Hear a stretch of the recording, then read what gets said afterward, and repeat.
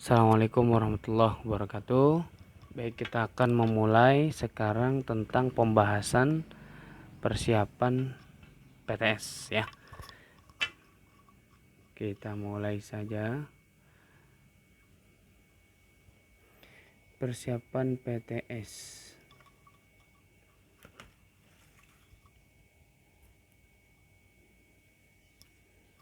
Ya, nomor 1.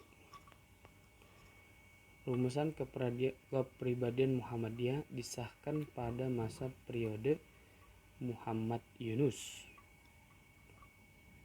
Nomor 2. Salah seorang tokoh Muhammadiyah yang masuk ke dalam rumusan kepribadian Muhammadiyah adalah Profesor Kiai Haji Farid Ma'ruf. Tim penyusunnya yaitu Kiai Haji Fakih Usman, Kiai Haji Wardan di Pononingrat, M. Jarnawi Hadikusumo dan Profesor Dr. Hamka, serta M. Jindar Tamimi, M. Soleh Ibra, dan M. Mr. Kasman Sungai di Mejo. Baik.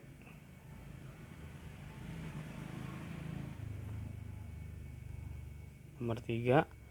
Beramal dan berjuang untuk perdamaian kesejahteraan merupakan sifat-sifat Muhammadiyah. Mengikuti jejak langkah Rasulullah SAW dinamakan ittiba. Ya, ittiba, mengikuti jejak langkahnya namanya ittiba. Sasaran dakwah Muhammadiyah bagi orang yang memeluk Islam itu namanya adalah dakwah umat ijabah. Nomor 6, salah satu nilai yang terkandung dalam kepribadian Muhammadiyah adalah berdakwah amal ma'ruf nahi munkar. Nomor 7, dalil yang berisi tentang dakwah amal ma'ruf nahi munkar itu terdapat pada Quran surat Ali Imran surat ketiga ayat ke-104. Ya, surat Ali Imran ayat ke-104. Rumusan yang menggambarkan hakikat Muhammadiyah serta apa yang menjadi dasar dan pedoman amal usaha dan perjuangan Muhammadiyah serta sifat-sifat yang dimiliki Muhammadiyah itu merupakan pengertian dari kepribadian Muhammadiyah. Nomor 9, matan kepribadian Muhammadiyah itu terdiri dari 4 poin ya. Nomor 10, kepribadian Muhammadiyah disahkan di Muktamar ke-35 yaitu di daerah Jakarta. Berikan contoh perbuatan yang mencerminkan bentuk pengamalan surat Al-Maun. Di antaranya adalah gemar sedekah, menyantuni anak yatim, dan lain sebagainya. Selama berkiprah di Muhammadiyah, Ki Bagus Hadikusumo berhasil merumuskan pikiran Ki Haji Ahmad Dahlan sehingga dapat menjiwai dan mengarahkan gerak langkah serta perjuangan Muhammadiyah. Pokok pikiran ini terrangkum di dalam Muqaddimah Anggaran Dasar Muhammadiyah. Ki Bagus Hadikusumo berani menentang perintah dari pemerintahan Dainipan agar umat Islam melakukan upacara mengukuhkan badan ke arah istana di Raja Tenohaika ke arah timur laut yang dianggap keturunan Dewa Matahari. Nah, upacara ini disebut sebagai Saikere. Sebelum Insinyur Soekarno berpidato tentang dasar negara pada tanggal 1 Juni 1945, Ki Bagus Hadikusumo menyampaikan agar negara Indonesia berdasarkan agama Islam di atas petunjuk Al-Quran dan juga hadis. Ki Bagus Hadikusumo pada saat itu mengusulkan Jadi Ki Bagus Hadikusumo itu mengusulkan prinsip ketuhanan sebagai sila pertama. Ain Sultan Mansur bergabung dalam Muhammadiyah pada tahun 1922. Ketertarikan beliau kepada Muhammadiyah ini disebabkan karena ide pembaharuan oleh Kiai Ahmad Dahlan yang sesuai dengan pikirannya. Pada kepemimpinan A.R. Sultan Mansur terjadi ancaman dan konflik antara Muhammadiyah dan orang-orang komunis di ranah Minang.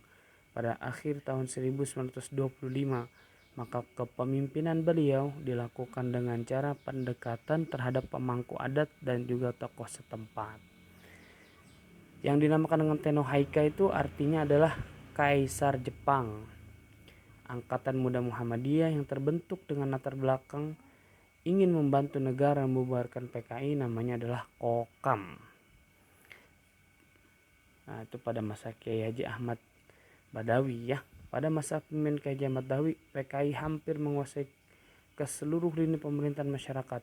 Langkah Kiai Haji Ahmad Badawi dalam menyelamatkan Muhammadiyah adalah dengan cara melakukan pendekatan terhadap pemerintah. Kiai Haji Fakih Usman merumuskan konsep pemikiran dalam Muktamar Muhammadiyah ke-35 di Jakarta yang kemudian dikenal sebagai Kepribadian Muhammadiyah. Pada Muktamar ke-42 di Yogyakarta, Kiai Haji Azhar Bashir terpilih sebagai ketua umum menggantikan Ayah Fakhruddin. Kiai Haji Ayah Fakhruddin dalam pidatonya mengatakan bahwa Muhammadiyah juga menganut tasawuf modern yang berarti keseimbangan antara dunia dan juga akhirat. Nama kecil Ki Bagus Hadi Kusuma adalah Raden Hidayat. Oke. Dan ini pun adalah nama pemerintah untuk negara Jepang. Apakah nama upacara dengan menundukkan badan ke arah istana Tenno Haika? Namanya adalah upacara ini disebut sebagai Seikere.